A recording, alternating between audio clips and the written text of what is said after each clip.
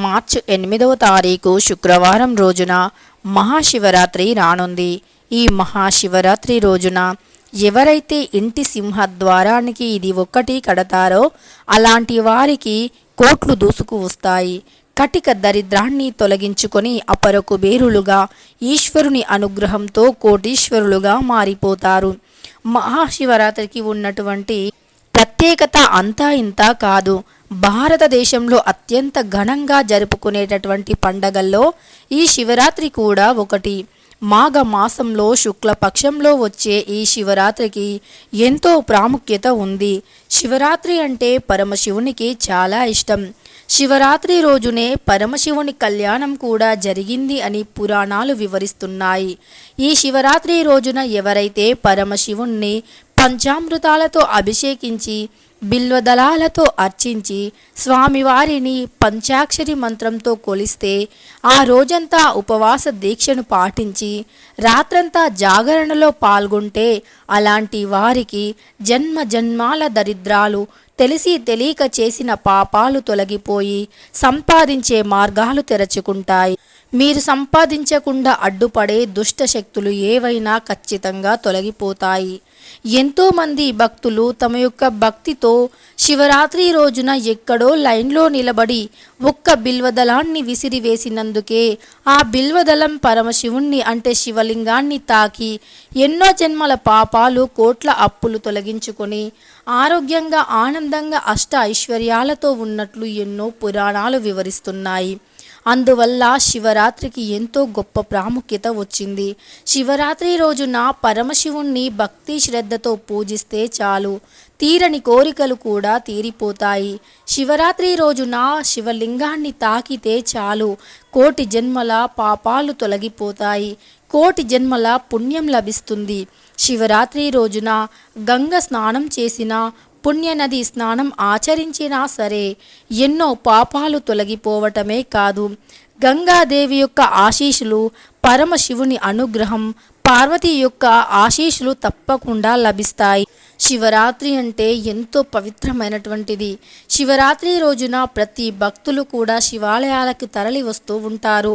శివాలయాల్లో కన్నుల పండగగా చేస్తూ ఉంటారు. శివాలయాల్లో ఆ రాత్రంతా జాగరణ చేసి అక్కడే నిద్రించి శివారాధనలో మునిగి తేలుతూ ఉంటారు. వారి యొక్క భక్తిని మెచ్చి పరమశివుడు వారి కష్టాలను తీరుస్తారు. ఖచ్చితంగా పిలిస్తే పలికేవాడే బోలా శంకరుడు. అందుకే శివుణ్ణి బోలా శంకరుడు అంటారు. అడగగానే వరాలను ఇచ్చే శంకరుడే బోలా శంకరుడు. ఈ పరమశివుణ్ణి శివరాత్రి రోజు ప్రత్యేక పూజలు చేసిన, కేవలం మన చేతితో ఒక చెంబెడు నీరుని తీసుకొని శివలింగంపై నుండి పోసినా సరే ఎన్నో జన్మాల పాపాలు ఖచ్చితంగా తొలగిపోతాయి. కోటి జన్మల పుణ్యానికి మనం చేరుకుంటాము. కోటి జన్మల పాపాలు తొలగిపోతాయి. ఇంతకీ శివరాత్రి రోజున సింహద్వారానికి ఏది కట్టాలి? ఈ పవిత్రమైనటువంటి పర్వదినాన గుమ్మానికి ఏది కడితే సకల పాపాలు తొలగిపోయి అష్ట ఐశ్వర్యాలు కలుగుతాయో ఇప్పుడు తెలుసుకుందాం. శివరాత్రి అనేది ఎంతో పుణ్యమైనటువంటి రోజు. ఈ పుణ్యదినమున చేసే ప్రతి పుణ్య కార్యక్రమం కూడా శుభ ఫలితాలను ఇస్తుంది. అలాంటి శివరాత్రి రోజున ఎవరైతే సింహద్వారానికి ఇది ఒక్కటే కడతారు అలాంటి వారు చేసిన పాపాలు తొలగిపోతాయి. సింహద్వారం దగ్గర ఉన్న దుష్ట శక్తుల ప్రభావం తొలగిపోతుంది. పరమశివుని నిండు ఆశీస్సులు తప్పకుండా కలుగుతాయి.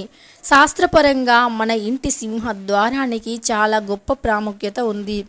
మన ఇల్లు, ఇంట్లో ఉండే వ్యక్తులు, కుటుంబంలో ప్రేమానురాగాలు విరియాలి అంటే, ఆనందంగా ఉండాలి అంటే గనక ఖచ్చితంగా సింహద్వారం అనేది బాగుండాలి. ఈ ద్వారం అనేది బాగుంటే చాలు, ఇంట్లోకి ఎలాంటి దుష్ట శక్తులు రావు. ఇంట్లో ఎలాంటి చెడు పీడలు, చెడు శక్తులు, చెడు అంటే గాలులు అనేవి ఇంటి లోపలి వరకు రావు. ఎక్కువగా నెగిటివిటీని పొంది ఉండేది సింహద్వారం మాత్రమే. ఎందుకంటే మనం ఏదైనా పని మీద అయినా సరే, లేదా మనం బయటికి వెళ్ళినా, లేదా అలా మనం సింహద్వారానికి ఎక్కువ ప్రాముఖ్యత ఇస్తూ ఉంటాము. సింహద్వారం దగ్గరే మంచైనా చెడైనా ఎక్కువగా ఉంటుంది. సింహద్వారానికి ఇది కట్టడం వల్ల ఇంట్లోకి దృష్టి దోషాలు తగలవు, నరదృష్టి తగలదు. ముఖ్యంగా నరదృష్టికి నల్లరాయి కూడా పగులుతుంది అంటారు పెద్దలు.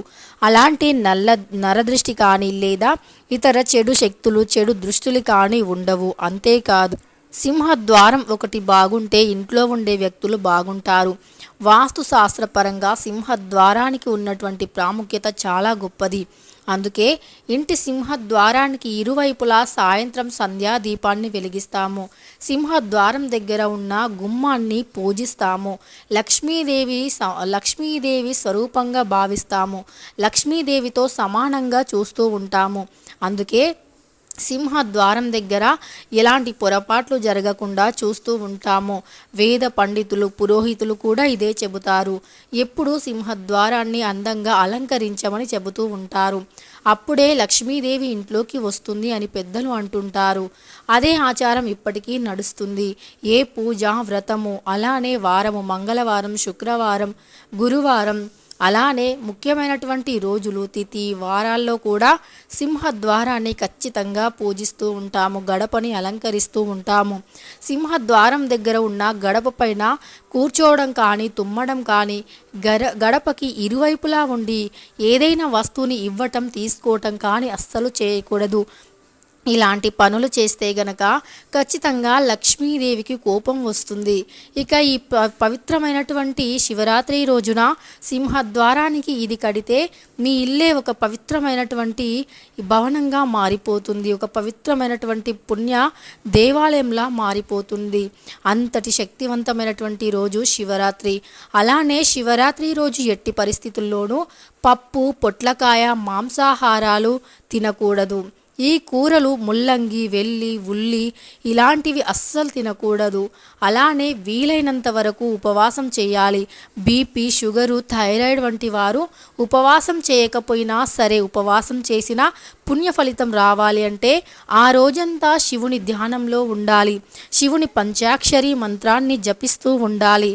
అంతేకాదు, ఓం నమ శివాయ అనుకుంటూ రోజంతా భక్తి శ్రద్ధతో పరమశివుణ్ణి తలుచుకుంటూ ఉండాలి. అలా ఉన్నా సరిపోతుంది. మీరు ఉపవాసం చేసినంత పుణ్యం లభిస్తుంది.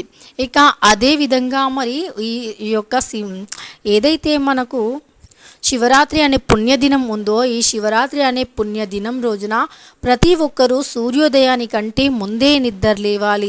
ఇల్లు వాకిలి శుభ్రం చేసుకొని పొద్దున్నే స్నానం చేయాలి. స్నానం చేసే నీటిలో గంగ స్నానం చేయలేని వారు ఇంట్లోనే గోదావరి నీళ్లు, పుణ్యనది నీళ్లు ఉంటాయి కదా, ఆ నీటిని స్నానం చేసే నీటిలో కలుపుకొని ఒక బిల్వదళాన్ని కూడా వేయాలి.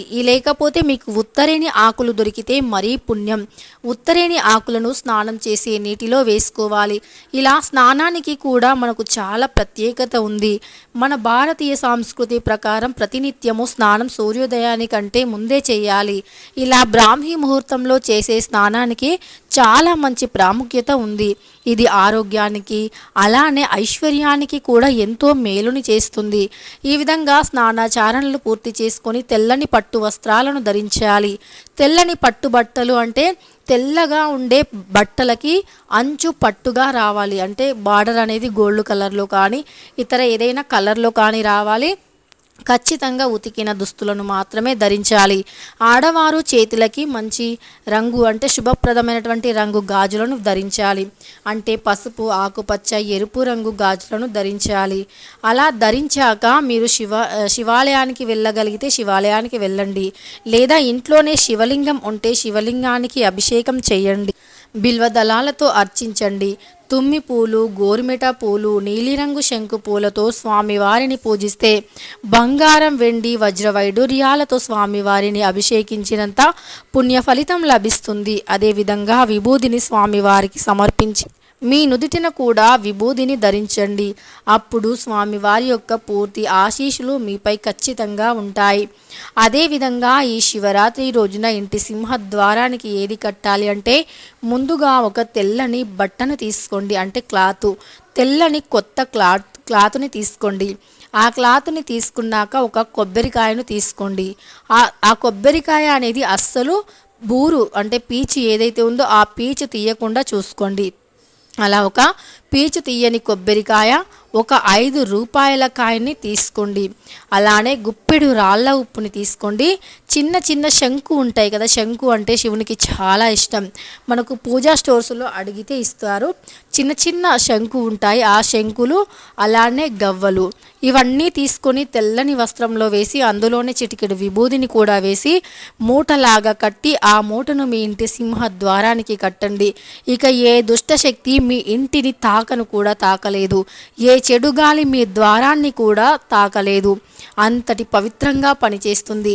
చెడు పీడకలలు రావు, దుష్టశక్తి ఇంట్లోకి రాదు, చెడు శక్తులు మీ ఇంటి దరిదాపుల్లో కూడా ఉండవు. అంత అద్భుతంగా పనిచేస్తుంది. ఈ మూటను మీ యొక్క సింహద్వారానికి లోపలి వైపున కట్టండి. ఇలా కట్టడం వల్ల చెడు కన్ను కూడా మీ ఇంటిపై కానీ ఆ మూటపై కానీ పడదు. ఈ పవిత్రమైన పుణ్యదినమున ఇలా కడితే పరమశివుని ఆశీస్సులు ఖచ్చితంగా లభిస్తాయి. ఎందుకంటే కొబ్బరికాయ అంటే పరమశివునికి చాలా ఇష్టం. కొబ్బరికాయలో ఉండే నీరు అంటే పరమశివునికి ఎంతో ఇష్టం. ఆ నీరు పవిత్రమైనటువంటిది. ఆ నీరునే కప్పముట్టని జలం అని కూడా పిలుస్తూ ఉంటారు. పురాణాల ప్రకారం ఆ నీరు అన్నా కొబ్బరికాయ అన్నా పరమశివునికి చాలా ఇష్టం. ఈ యొక్క కొబ్బరికాయను ఈ విధంగా చేసి మూటలా కట్టి ఆ మూటను మీ ఇంటి సింహద్వారానికి లోపల వైపు కట్టండి. ఇదివరకు ఉన్న కష్టాలు అన్నీ తొలగిపోతాయి. సంపాదించే మార్గాలు తెరుచుకుంటాయి. డబ్బుని సంపాదిస్తూనే ఉంటారు. తెలుసుకున్నారు కదా, మహాశివరాత్రి రోజున ఇంటి సింహద్వారానికి ఏది కట్టాలి అని. వీడియో నచ్చితే లైక్ చేయడం మర్చిపోకండి.